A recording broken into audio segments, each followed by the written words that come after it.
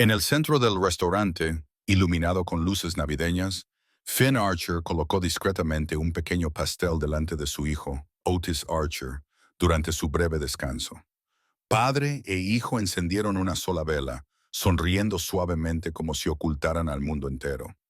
En la mesa junto a la ventana, Vivian Sterling, la directora ejecutiva que siempre cenaba en silencio, se quedó repentinamente paralizada, con el cuchillo y el tenedor suspendidos en el aire.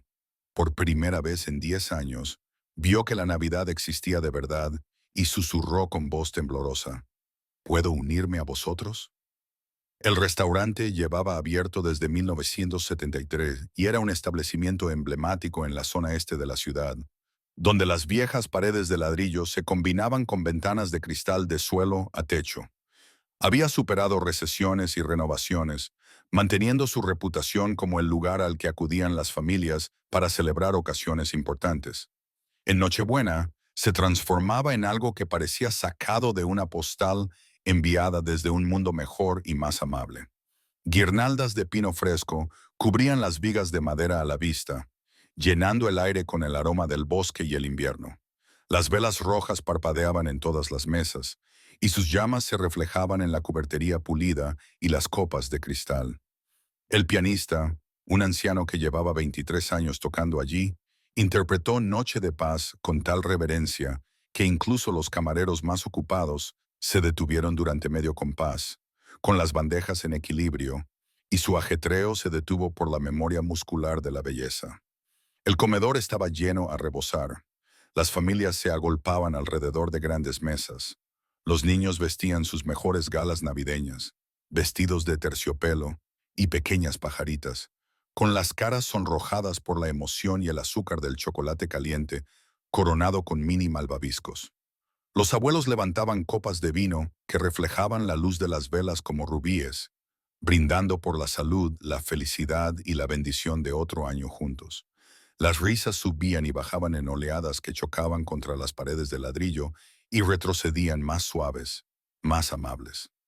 El sonido de los cubiertos contra la porcelana creaba un ritmo que hablaba de abundancia, de unión, de todo lo que la temporada prometía a aquellos que tenían gente con quien compartirla. Las conversaciones se superponían en una sinfonía de conexión. Los niños suplicaban por un palito de pan más. Las madres les recordaban que usaran servilletas. Los padres contaban las mismas historias que contaban cada año, porque la tradición importaba más que la novedad. Finn Archer se movía por este mundo como una sombra, presente pero inadvertido, esencial pero invisible. A sus 36 años llevaba 4 trabajando en el restaurante. Primero como camarero, cuando necesitaba desesperadamente cualquier trabajo que le permitiera mantener a su hijo, y luego asumiendo tareas de mantenimiento cuando el gerente nocturno descubrió que podía arreglar una máquina de café expreso averiada con nada más que un destornillador. La paciencia y los conocimientos los había heredado de su padre, que había trabajado como mecánico antes de que la artritis le destrozara las manos. Finn vestía el uniforme estándar, pantalones negros comprados en una tienda de descuento, donde revisaba el estante de rebajas cada 2 semanas, y una camisa blanca que planchaba él mismo todos los domingos por la noche con la plancha que había pertenecido a su difunta esposa, moviendo el metal sobre la tela con el mismo cuidado que ella le había enseñado durante su primer mes de matrimonio. Tenía las manos limpias, pero ásperas, con pequeñas cicatrices en las palmas, fruto de cientos de pequeñas reparaciones, el tipo de manos que conocían íntimamente el trabajo y habían hecho las paces con él.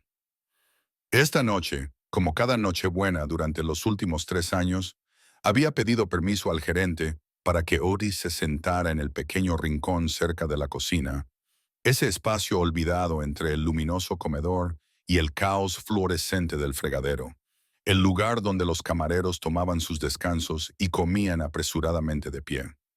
La gerente, Helen, una mujer cansada de 52 años con 3 hijos adolescentes y unos ojos que habían visto luchar a demasiados padres solteros, miró el rostro de Finn, la esperanza mezclada con la resignación, la expectativa de rechazo suavizada por la gratitud por cualquier amabilidad que pudiera recibir, y simplemente asintió. Ella lo entendía. Algunas cosas importaban más que las normas. Otis se sentó en una silla plegable, con los pies colgando a 15 centímetros del suelo.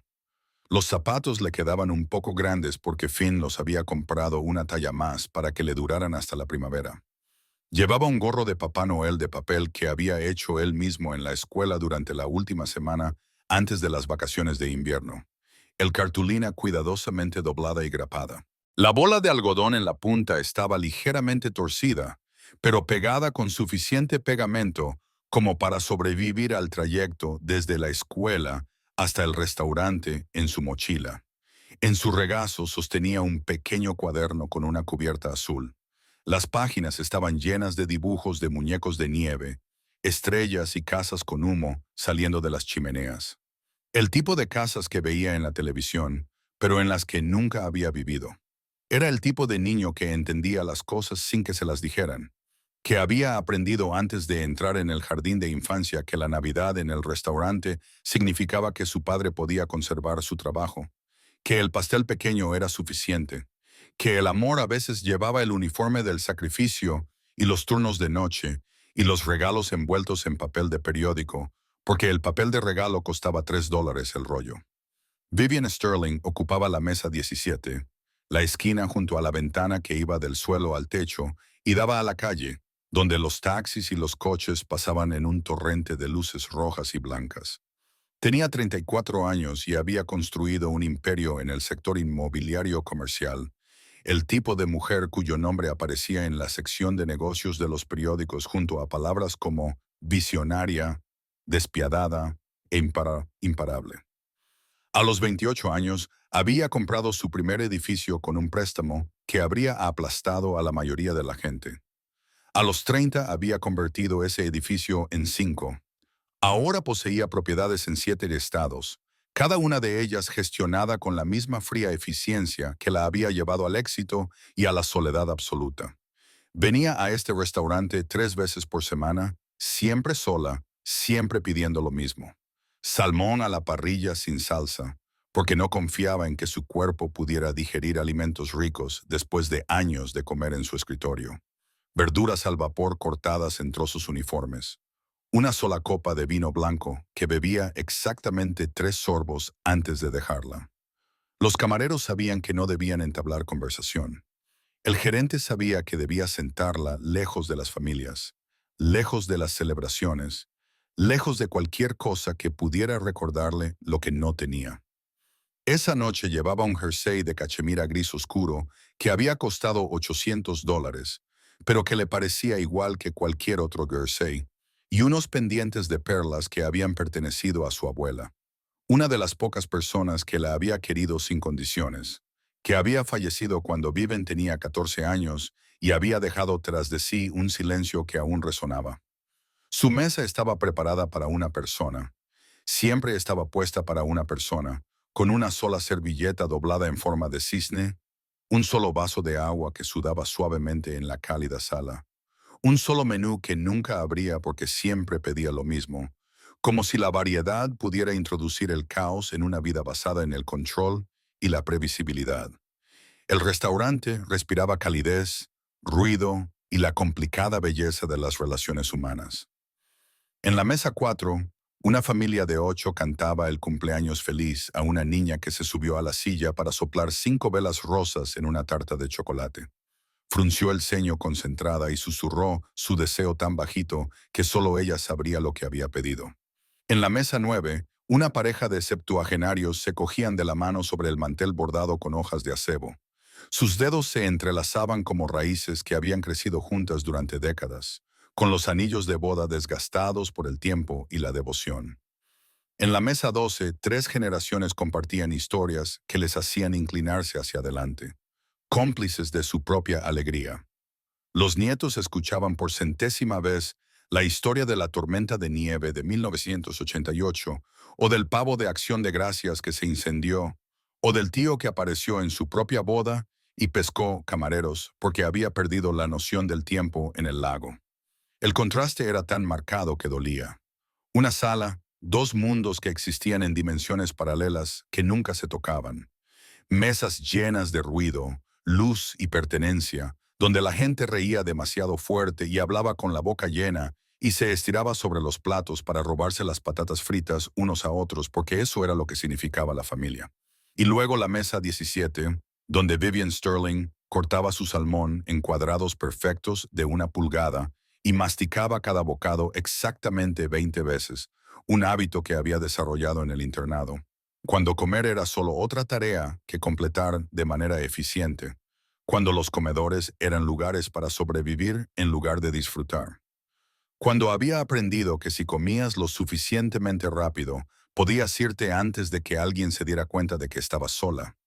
El descanso de Finn era a las 8:30, justo entre la hora punta de la cena, cuando la cocina funcionaba como una máquina, y la gente que llegaba tarde, después de las representaciones teatrales y las fiestas navideñas. Tenía 45 minutos antes de tener que volver a la sala para limpiar las mesas, rellenar los vasos de agua y responder a las mismas preguntas sobre los platos especiales de la noche que ya había respondido 200 veces. Caminó hacia el rincón donde esperaba Otis, llevando la pequeña caja blanca de panadería que había comprado de camino al trabajo, parando en la tienda de descuentos de Lexington, donde rebajaban los productos del día anterior a las 5 de la tarde. Dentro había una magdalena del estante de liquidación, chocolate con glaseado de vainilla rebajada de 3 a $150, porque el glaseado se había manchado ligeramente durante el día, creando una pequeña imperfección que la hacía invendible a precio completo, pero perfectamente válida para un niño de 7 años al que no le importaría que el remolino estuviera torcido. Finn lo había alisado lo mejor que pudo con el dorso de un cuchillo de plástico de la sala de descanso, tratando de que pareciera intencionado, como si hubiera elegido ese diseño específicamente. Ahora se lo puso delante a su hijo como si fuera algo precioso, como si fuera una tarta de capas de la panadería francesa del centro, donde una sola porción costaba más que el salario por hora de Finn. De su bolsillo sacó una sola vela de cumpleaños, blanca y delgada, de las que venían en paquetes de 50 por $2 en el supermercado, las que compraba una vez al año y racionaba para pequeñas celebraciones, el cumpleaños real de Otis en marzo y Navidad, y a veces los viernes, cuando la semana había sido particularmente dura y ambos necesitaban recordar que aún existían pequeñas alegrías en un mundo que a menudo parecía diseñado para aplastarlas. Otis miró a su padre. Sus ojos, del mismo color avellana que los de Finn, los mismos ojos que había tenido la madre de Finn, que había muerto cuando él tenía 12 años, tenían algo antiguo y joven al mismo tiempo. Una sabiduría que provenía de ver a su padre trabajar en 3 empleos para mantenerlos alimentados, mezclada con la inocencia de un niño que todavía creía que la bondad sería recompensada. ¿Está bien hacerlo aquí?, susurró, con una voz apenas audible por encima del lejano ruido de los platos y los sonidos amortiguados de la celebración que provenían del comedor. «Seremos rápidos», dijo Finn. Encendió una cerilla de un libro que había cogido del bar, de esos que tienen el logotipo del restaurante impreso en la portada. La cerilla chisporroteó al encenderse, y el olor a azufre le picó en la nariz. Cubrió la llama con la mano para protegerla de la corriente de aire que entraba por la puerta de la cocina, que se abría y cerraba mientras los camareros iban y venían entre ambos mundos. Tocó la mecha con la cerilla, y la vela se encendió, ardiendo con una llama firme y brillante. Un único punto de luz en la penumbra de la alcoba que olía a jabón industrial y aceite de freír, y debajo de todo ello, el débil aroma a canela del chocolate caliente que alguien había dejado. Se sentaron juntos en ese pequeño espacio entre la cocina y el comedor, entre el ruido de los platos que lavaban los hombres que hablaban español y se reían de los chistes.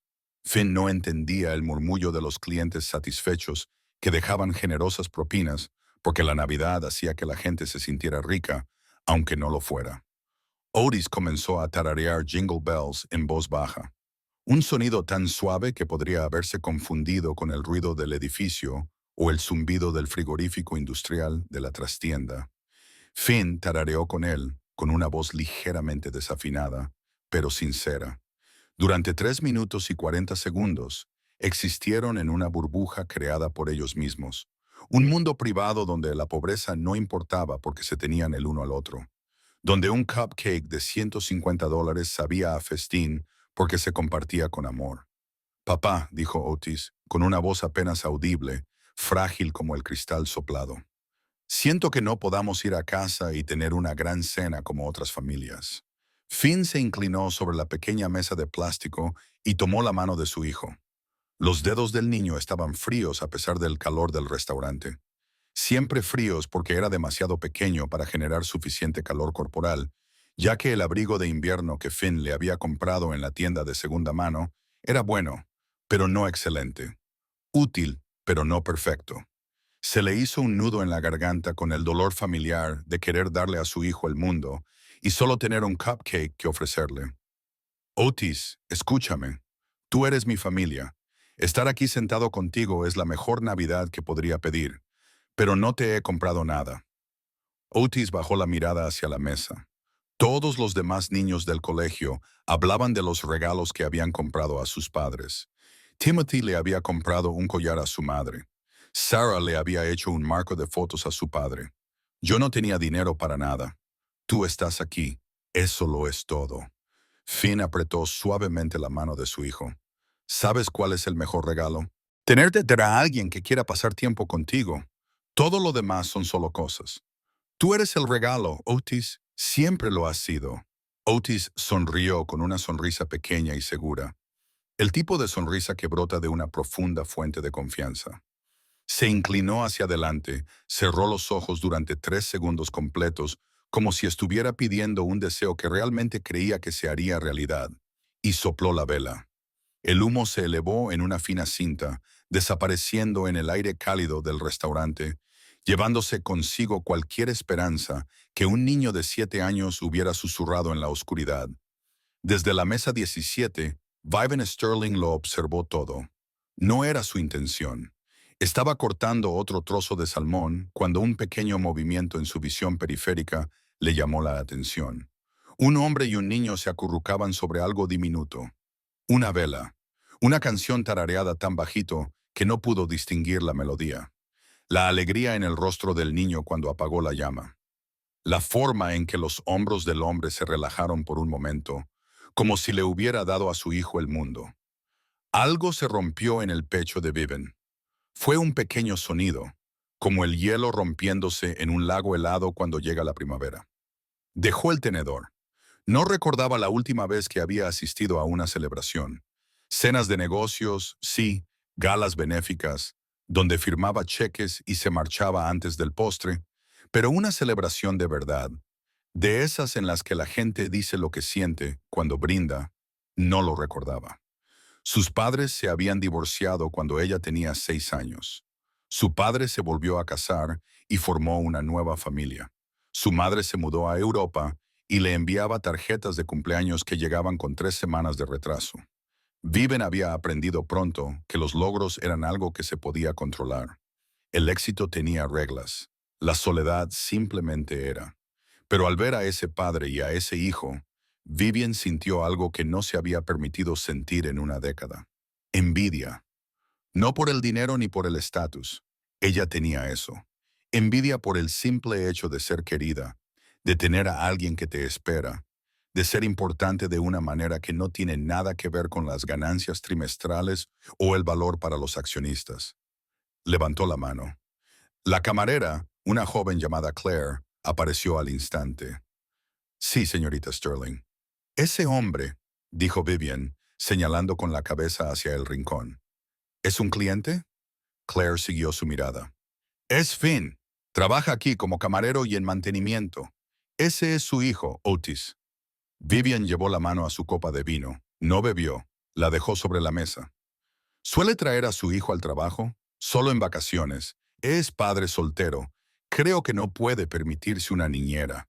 Helen se lo permite siempre y cuando el niño no moleste. Vivian asintió lentamente. Miró su plato. Quedaba la mitad del salmón. No tenía apetito. Durante 10 años había cenado sola en Navidad en este restaurante, porque estaba abierto, porque era territorio neutral, porque volver a su ático vacío le parecía peor. Se había dicho a sí misma que era una elección. Ahora, al ver a un hombre que tenía tan poco crear algo tan completo, comprendió que había sido una mentira. Se levantó. El movimiento fue tan repentino que Claire dio un paso atrás. Señorita Sterling, ¿va todo bien? Necesito hablar con él. ¿Con Finn? Sí. La expresión de Claire se tornó preocupada. ¿Ha hecho algo malo? No. La voz de Vivian era firme, nada malo. Cruzó el comedor. Sus tacones resonaban contra el suelo de madera. Las conversaciones no se detuvieron. No era famosa como lo son los actores o los deportistas, pero algunas cabezas se giraron. Era consciente de lo extraña que era. Una mujer vestida con ropa cara de cachemira caminando hacia la zona de servicio como si tuviera algo que hacer allí. Finn levantó la vista. Estaba guardando la vela en su bolsillo. Otis sostenía el cupcake con ambas manos, con cuidado de no manchar el glaseado. Por un momento, el rostro de Finn mostró confusión, luego preocupación. Según su experiencia, cuando alguien del comedor se le acercaba, significaba una queja. Se puso de pie rápidamente. ¿Puedo ayudarla en algo, señora? Vivian se detuvo a 1 metro de distancia. De cerca, podía ver el desgaste del cuello de su camisa, la forma cuidadosa en que había sido remendado. Podía ver el cansancio alrededor de sus ojos, el tipo de cansancio que proviene de trabajar turnos dobles y aún así no llegar a fin de mes. Abrió la boca para hablar y descubrió que las palabras que había preparado, algo cortés y distante, no le salían. En cambio dijo, ¿están celebrando la Navidad? Otis miró a su padre, luego a la mujer. Asintió con la cabeza. Algo en la formalidad del niño, la forma en que la llamó señora, como si le hubieran enseñado a respetar a los adultos, desarmó completamente a Vivian. Sintió que le picaban los ojos. Parpadeó rápidamente. Se ve precioso. La postura de Finn se relajó ligeramente. Gracias. Ya estábamos terminando. No quiero entrometerme, dijo Vivian. Las palabras salieron entrecortadas, sin práctica. Pero me preguntaba, se detuvo. Era absurdo. Era una mujer que negociaba acuerdos multimillonarios sin pestañear. No era capaz de hacer una simple pregunta. ¿Les importaría si me uno a ustedes? Finn la miró fijamente.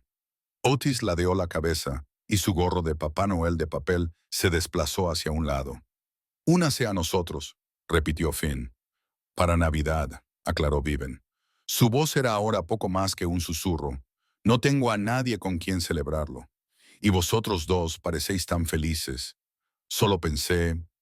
Se detuvo de nuevo. Lo siento, esto es inapropiado. Olvida lo que he dicho, le pedí. Se dio la vuelta para marcharse. Pero Otis habló, con voz clara y segura. Puedes sentarte con nosotros. Tenemos una silla más. Viven miró al niño. Él señalaba una tercera silla plegable apoyada contra la pared. Su expresión era franca. Supongo que le sonrió como sonríen los niños antes de que el mundo les enseñe a desconfiar. Finn miró a su hijo y luego a Viven. Vio algo en su rostro que le resultó familiar. Era lo mismo que veía en su propio espejo por las mañanas, cuando Otis aún dormía y el apartamento estaba demasiado silencioso. Soledad, del tipo que ni el dinero ni el éxito pueden llenar. No es gran cosa, dijo Finn lentamente, pero eres bienvenida a unirte a nosotros, dijo Vivian con la respiración entrecortada. Finn desplegó la tercera silla. Vivian se sentó. El rincón era pequeño, pensado para una persona en su descanso, quizá dos si eran amigos. Con 3 personas, sus rodillas casi se tocaban. La mesa de plástico entre ellos apenas podía sostener la magdalena y el cuaderno de Otis. Pero Viven se sentó como si fuera el mejor asiento que hubiera ocupado jamás. Otis, siempre tan anfitrión, le acercó el cupcake. ¿Quieres un poco? No puedo, dijo Vivian. Es tuyo. Papá dice que compartir hace que las cosas sean mejores. Vivian miró a Finn. Él se encogió de hombros. Un pequeño gesto que decía que le había enseñado eso a su hijo porque era cierto. Con cuidado, rompió un trocito del cupcake. El glaseado era dulce, del tipo de dulce que se encuentra en las panaderías baratas. Pero sabía a algo más. Lo comió lentamente. Otis empezó a hablar. Le contó cosas sobre su colegio, sobre la manualidad de copos de nieve que había hecho en la clase de arte, sobre su profesora, la señora Patterson, que le dejaba leer libros durante los momentos de silencio.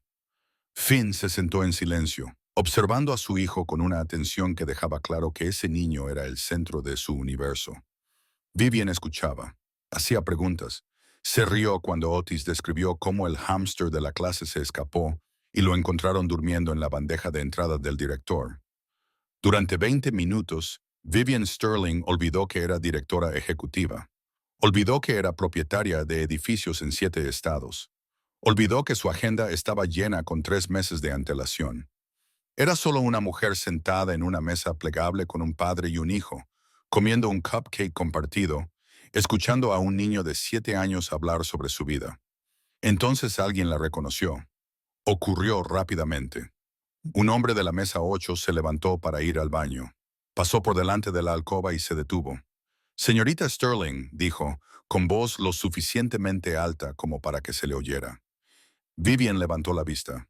Lo reconoció vagamente. Era un inversor que había conocido en una conferencia. No recordaba su nombre. Me pareció que era usted, dijo él con una sonrisa. ¿Cenando con el personal? Qué generoso por su parte. La palabra generoso flotaba en el aire como una acusación. Vivian palideció. Otros comensales comenzaron a girarse. Empezaron los susurros. Algunas personas sacaron sus teléfonos, no para hacer fotos, sino para buscar su nombre. Para confirmarlo, la gerente, Helen, apareció desde la cocina, con expresión preocupada. Finn comprendió inmediatamente lo que estaba pasando.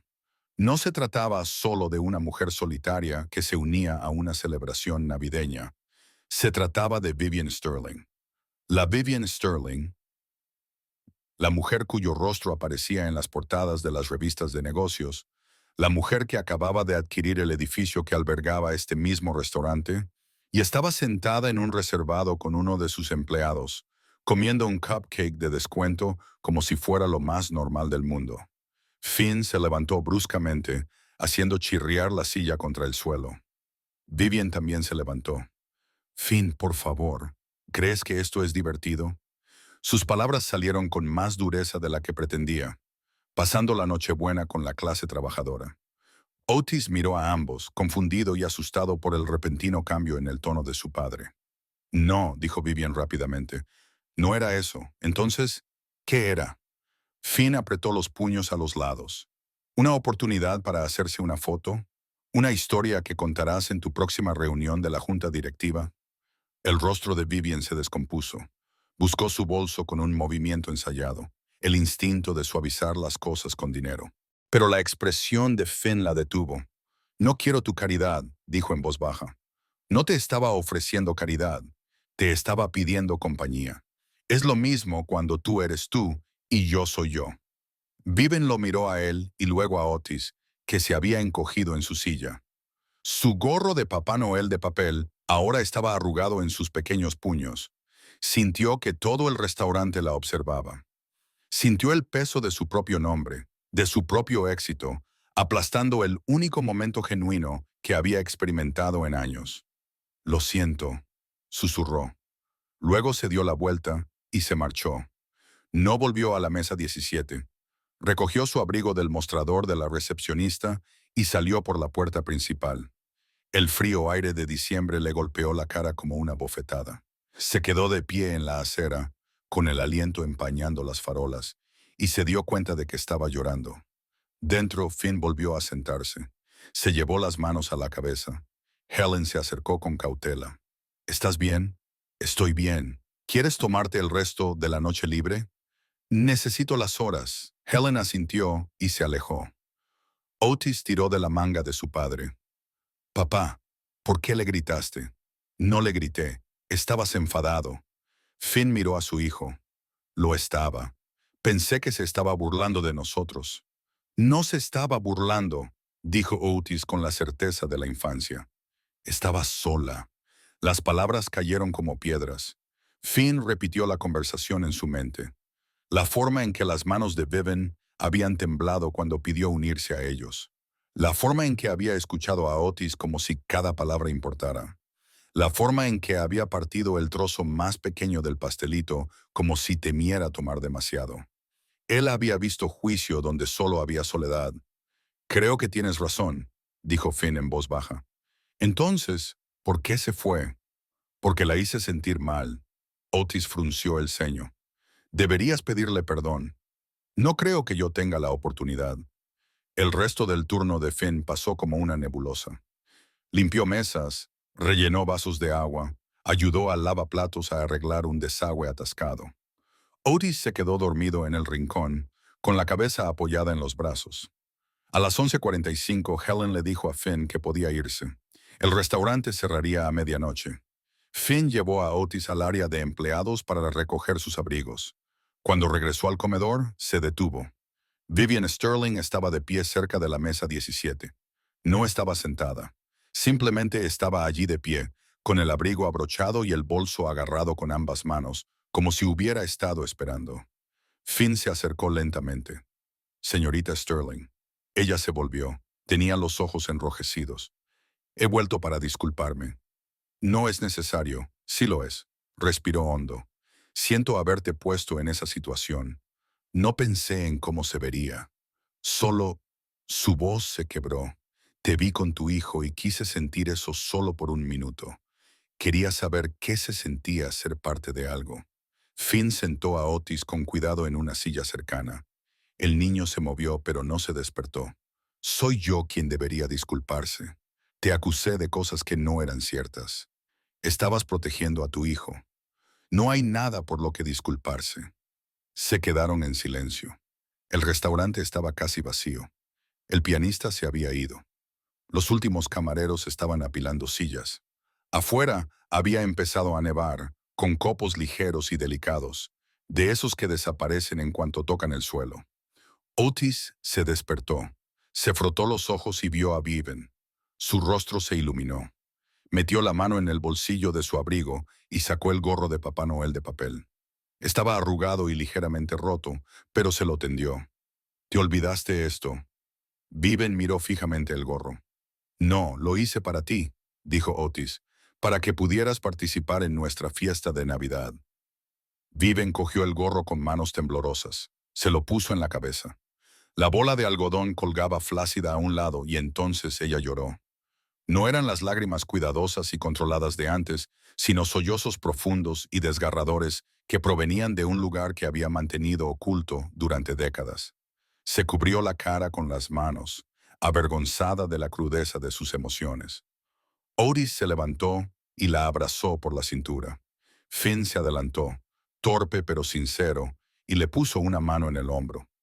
Se quedaron así, tres personas que apenas se conocían, unidas por la más simple y profunda de las necesidades humanas, la necesidad de no estar solas. Cuando Vivian dejó de llorar, se secó los ojos con el dorso de la mano. No sé cómo hacer esto, dijo. No sé cómo dejar entrar a la gente. En realidad, ninguno de nosotros sabe, dijo Finn. Solo lo intentamos. Vivian lo miró. ¿Puedo contarte algo? Por supuesto. Crecí en internados. Mis padres siempre estaban de viaje, siempre ocupados. Aprendí pronto que si quería amor, tenía que ganármelo con logros, sobresalientes, premios, éxitos. He estado persiguiendo eso toda mi vida. Pero esta noche, sentada con vosotros dos, me he dado cuenta de algo. Hizo una pausa. No se puede ganar el sentido de pertenencia. O se tiene o no se tiene. Finn pensó en su propia vida. Su esposa se había marchado cuando Otis tenía 2 años, incapaz de soportar el estrés de tener un hijo con necesidades especiales. Otis tenía asma y a veces tenía que ingresar en el hospital. Finn había elegido a su hijo por encima de todo lo demás. Había renunciado a un trabajo mejor remunerado que le obligaba a viajar. Había aprendido a administrar el dinero de una forma que antes le habría parecido imposible, pero nunca se había arrepentido porque Otis lo miraba como si fuera lo mejor del mundo. Tienes razón, dijo Finn. No se gana. Simplemente está ahí. Si tienes la suerte de encontrarlo. Vivian se enderezó. Todavía llevaba puesto el gorro de Papá Noel de papel. Quiero hacer algo por vosotros dos. Nada de caridad, añadió rápidamente cuando Finn abrió la boca. Algo que importe. Durante las siguientes semanas, Vivian cumplió su palabra. No le extendió un cheque a Finn. No le ofreció un trabajo que no se había ganado. En cambio, utilizó su posición como propietaria del edificio para exigir al restaurante que mejorara las condiciones de sus empleados, con bajas por enfermedad remuneradas, seguro médico y un salario digno. Helen, la gerente, fue ascendida a directora general con un sueldo que le permitía preocuparse menos por sus propios hijos. Los cambios afectaron a todos, no solo a Finn. Finn vio a Viven 3 veces más durante el invierno. Una vez fue al restaurante a cenar y se sentó en la mesa 17, pero esta vez invitó a Finn y a Otis a unirse a ella en su descanso. Hablaron de cosas cotidianas, del tiempo, de una película que Otis quería ver, de una receta que Viven había intentado cocinar sin éxito. En otra ocasión, asistió a uno de los conciertos escolares de Otis, sentándose en la última fila y aplaudiendo con fuerza cuando él cantó su solo. La tercera vez, ayudó a Finn a arreglar la calefacción de su edificio, llamando ella misma al propietario y amenazándole con una demanda. No le contó a Finn lo de la llamada. Él solo se enteró cuando su propietario lo mencionó con amargura. Viven aprendió poco a poco a estar presente, a llamar a Finn solo para preguntarle cómo le había ido el día, a recordar el color favorito de Otis y traerle una gorra de béisbol azul sin que pareciera algo especial. Cómo sentarse en un silencio cómodo sin llenar cada momento con productividad. Un año más tarde, en Nochebuena, los tres se sentaron en la mesa 17.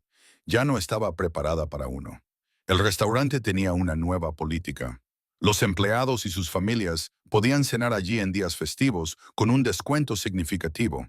Finn había aprovechado la política para reservar la mesa con semanas de antelación.